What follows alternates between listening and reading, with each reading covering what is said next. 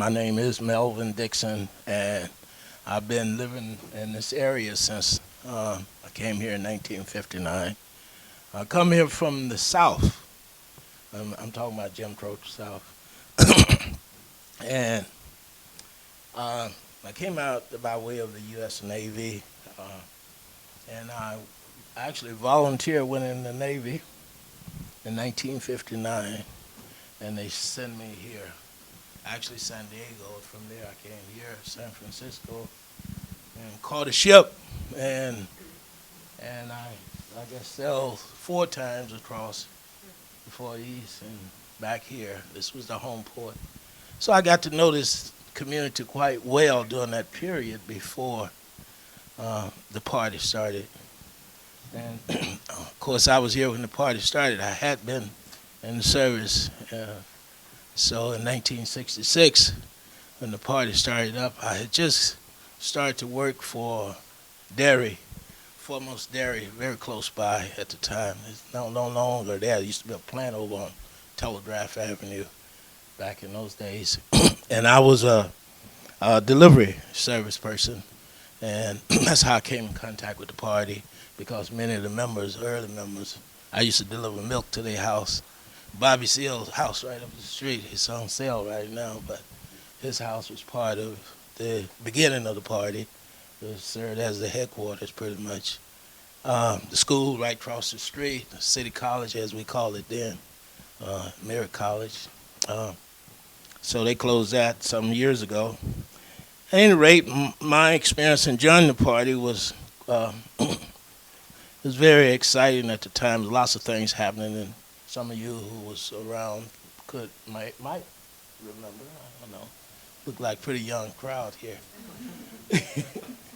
But the food component of the Black Panther Party was a big part of it, because it was one of the things that brought in our first program, one of our first programs, the free breakfast program. So I was pointing out that the food program of the Black Panther Party was a key component of organizing the community. Because one thing you can guarantee in a oppressed community, you're going to find hunger. And despite the fact that the United States is the wealthiest country in the world, and there's much food around, we still have hunger. That's a shame, as we know. It was a shame back then. So one of the things that the party started, recognized during the Free Huey campaign, was to start up the free breakfast program, because we understood that it was going to take a lot more than patrolling the police. And that was just a tactic. And as Huey used to point out, the police had more guns than we did. So the smartest thing to do is start organizing programs. So the free breakfast program started up under that framework, understanding that is, because the need was there, and we recognized it right away that once we start feeding those children, it really resonated in the community in terms of the adults, the families, the parents, etc. And it was a way of not only meeting the need, but we were gaining support, community support. So from the free breakfast program throughout the party existence, we expanded on it, because we started doing food giveaways. And we would organize big rallies, and we would get lots of food donated from the businesses and wherever way we could get it. And lots of young whites, we call them hippies back then, would grow their food and bring us food, and we would utilize that food. And as a matter of fact, we started up our gardens at our facility, like the center out in East Oakland. But that became just a staple of the party, having food. Anytime we had benefits or activities in the community, we always had food. And we got participation from the community through that. And lots of the parents of the children and lots of members of the community would come in and participate. And, of course, we had to get the word out to them, and we done that. So one of the media we used was the KPFA and we'd do a radiothon, and they would actually announce it on KPFA and have the community people coming out, and all day we would have activities. And we'd be feeding people food all the time, and that was a key part. I'll just make that statement. But I had a little statement I want to read, but I won't take the time. Maybe I can get back to it. Because I think this can extend to other things. The statement I wrote is changing time we live in. Since the Occupy 99% movement began 6 months ago, the people of the world are beginning to recognize their strength and solidarity and their action for justice against the 1% that dominates the economy and social institution of the world. Wall Street, the Federal Bank, the World Bank, the International Monetary Fund, and the White House are all based in the United States of America, the most powerful, wealthy, and wasteful country in the world. These are the institutions, places, and entities which set policies on such things as commodities, prices, markets, and tariffs throughout the world. Currently, the high cost of food is being driven by the high cost of energy that is needed to produce, store, and distribute the food in order to maximize profits. Why would we continue on the old path of strictly capitalist production when an urgent need for a new path, a start, is already in our face? According to numerous studies, oil consumption energy peaked over 45 years ago.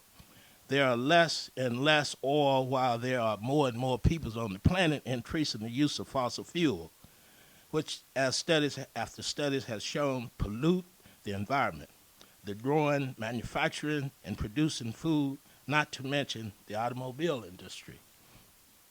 So it is for this reason that the radical goal and principles of the 1960s and 1970s, all power to the people, resonate today.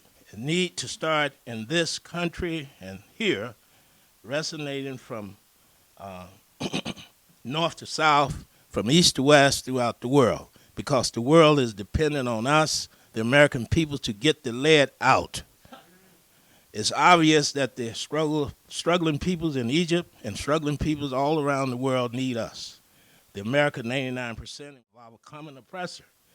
Organizers today have to recognize the limitation of any one era or one place, and then make the necessary tactical advancement to compensate for the shortcomings and lessons of the past.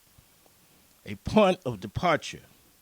All power to the people is a way of governance in the world. This is the global battle cry, which means a fundamental paradigm shift in perspective on how we produce our energy to keep it in the hands of the people or the local community thereof.